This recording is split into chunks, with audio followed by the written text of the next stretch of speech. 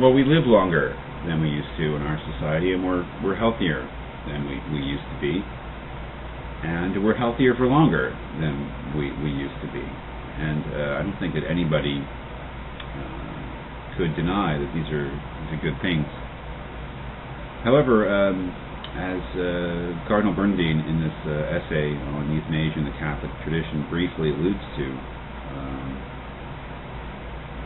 the circumstances that in general make us healthier and make us live longer also raise the prospect of us living longer under conditions that are questionable in terms of quality of life. He says, in the course of this essay, this good, and this is the good of medical science and technology and generally medical knowledge, this good, however, has been a mixed blessing. It is fairly easy for technology or medicine to become an end in itself and for life to be preserved when in fact death should be allowed to occur. This possible domination of technology over the proper course of life has left many people fearful of being kept alive in an inhumane fashion. And this fear has led some to say to the loved ones, "Do whatever you must, but do not let me live that way." The fear, then, of the pain and discomfort of a life prolonged inappropriately has led to an erosion of the natural instinct to preserve one's life. And there's maybe something a little bit controversial about that last bit, but I think that Bernardin's allusion to this fear that many of us have of being kept alive or being alive under circumstances where our quality of life is such that perhaps we would not choose to be alive. But this fear is at the bottom of the euthanasia movement. That is, our own fears that we will lose control of our lives, that we will lose our autonomy, we will lose the capacity to make decisions for ourselves, and we will become vulnerable to being sustained in a life that we wouldn't choose, and that the option of euthanasia is a solace in this respect. It's a safeguard against that. It's the notion that if I have the right to euthanasia, I have the right to assert an autonomy over my life to the most radical degree. That is, when I decide that my life is not worth living under any rational assessment of what makes life worth living, that I have the right and the option of ending that life. One of the amazing things about Bernardin is that he's got a lot of empathy, and he openly admits that this notion that a human being's dignity, to a large extent, depends upon the degree of and preservation of the autonomy that they have. That is, the control that they have over the circumstances of their own life and their own decisions. This is a very important part of being a human being. That is, to retain that autonomy and to be self-directed, and that if we lost that autonomy, it would to a large extent be a loss of our dignity.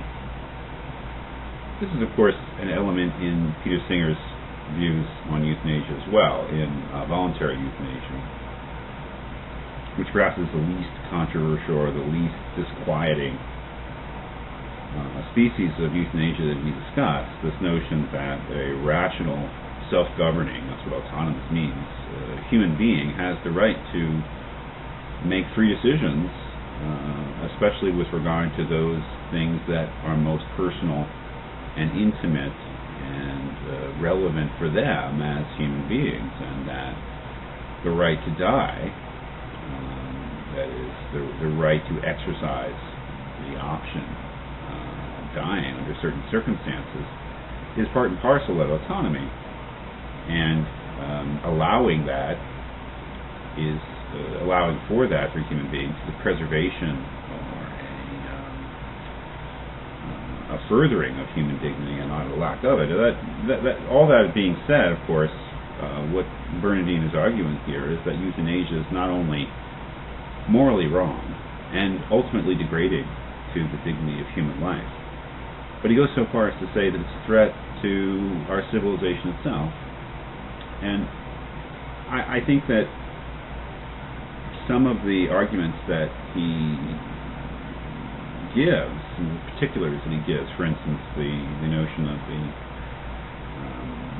the threat to the doctor-patient relationship are fair points, but they're arguable and inconclusive. And so one wonders what is at the heart of his opposition to euthanasia, especially if he has sympathy for the position that autonomy is one of the foundations of the dignity of the individual human person.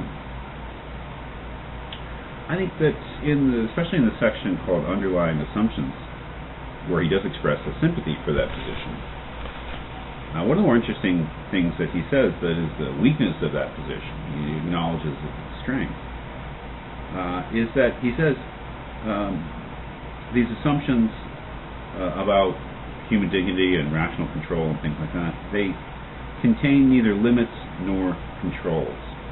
There is this fear that if we were to allow for euthanasia, and he's strictly, I think, talking about voluntary euthanasia, but at first at least, that our controls over the way that we deal with human life may erode. I think he fears that the general lack of respect or a general lowering of the respect and awe and reverence that we have for human life may erode if we accept euthanasia as a practice. But this notion of limits and controls to what? I think one of the things to think about, generally from a religious point of view, when we talk about any ethical issue, is that no person who is committed fully to a religious view of the world can be a humanist in the fullest sense. Singer's a humanist in the sense that he recognizes no higher authority over human beings than their own conscience. For a religious person like Bernardin, that simply cannot be true because, of course, it's leaving God out of the matter. That is, there are limits to our autonomy. We are autonomous creatures, but we are not completely and fully and in every respect autonomous, because that would be to ignore the authority of the divine, the authority that God has over us, that ultimately, although we have freedom, and in Catholic doctrine, free will is an essential part of the theory of human nature, we have freedom. However, that freedom cannot be absolute. That is, the limits that we set for ourselves in morality and ethics and how we choose to live our lives are quite important because they're an exercise of our freedom.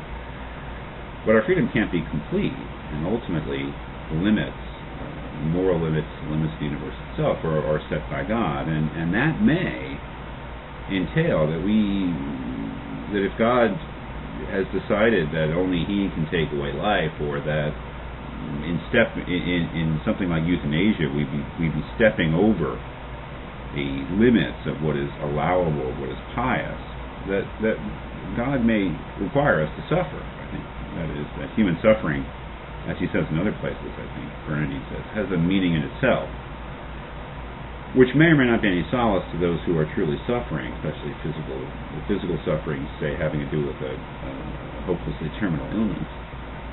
However, in a universe in which it's not the human mind and the human will that set the limits, but ultimately God that sets the limits, it may be that even in a situation where an individual is experiencing great suffering, that they simply do not have the authority to actively end their lives. So I think that in thinking about the contrast here with Singer, that there's many details that are interesting and important, but ultimately different worldviews. The Singer is the humanist who believes that there is no higher authority than the human conscience of the individual over their own lives, and then a religious person who believes that that can't be the whole story.